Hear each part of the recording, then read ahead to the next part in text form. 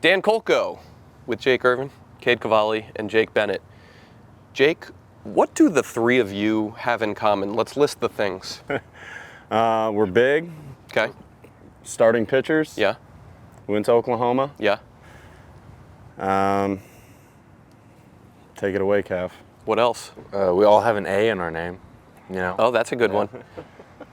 Jake? You know, I think these guys summed it up pretty good. And all Tommy John guys as And well. all Tommy John. All Wow. Tommy John guys. But pretty Look at cool, not the Tommy John part, but the University of Oklahoma part, that three guys from the same collegiate program have been drafted by the Washington Nationals and are in the minors or progressing up through the majors and hope to maybe be rotation mates someday. That's something that you don't see too often across the Major League Baseball landscape. Yeah.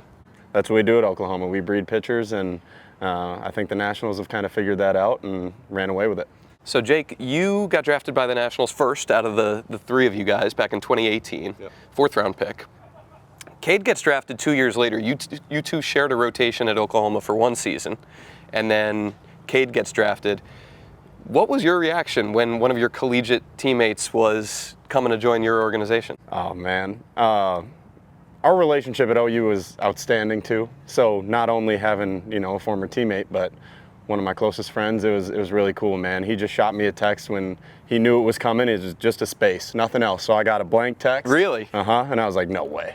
I knew his pick was coming up, and I was it was during COVID, so I was with just my family, but we were fired up, running around the house, man. It was a very exciting moment. Just a blank text message? You wanted to kind of set the drama a little bit? Yeah, I got off the phone with the Nats, and I was like, I'm hitting up Irvin right now, space bar, and then I knew he was freaking out, so it was cool, really cool. How much did that ease your early stages of progressional ball nerves to have someone that was with you, that you knew so well, and you could kind of follow him around and get comfortable? Yeah, exactly.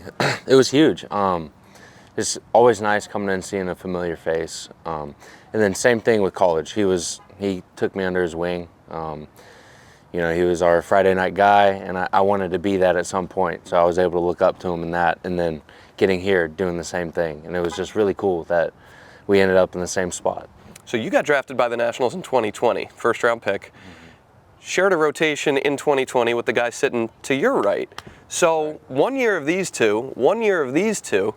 Jake, tell me about your collegiate relationship with Cade and what you felt like when the Nationals took you in the second round 2 years later in 2022. Unfortunately, I wasn't able to pitch with Irv, but, I've been following Cav since high school, and, phenomenal dude, great guy to look up to, and as soon as I got the news that I was going to be a National with Cade, it was just, my face lit up.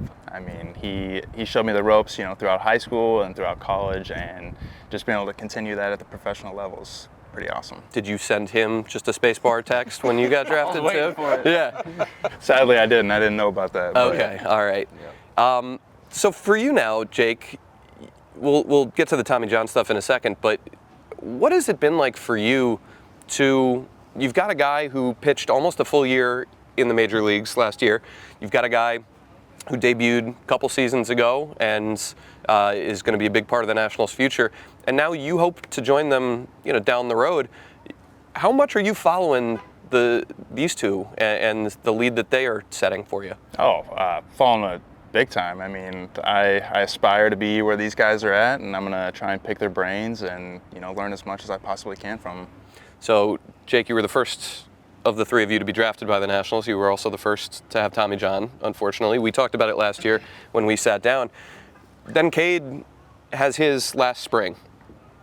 What do you guys remember about the early days of your Tommy John process? Thank the good Lord that I was roommates with Jake Irvin at the time, last spring, and he was the first voice that I got to go home to, and we just shared a moment together he's like, hey man, this is an opportunity. Like, it wasn't, it was sad. It was a sad day, but it was more like, it is what it is, and like, this is the mindset that you're gonna have going in, and he delivered that message to me and got me going, got me in the right mindset from day one. It's been an amazing experience that I've had, and it's just been all positive, and I think that it strings from someone coming up and saying, hey, this is a positive moment.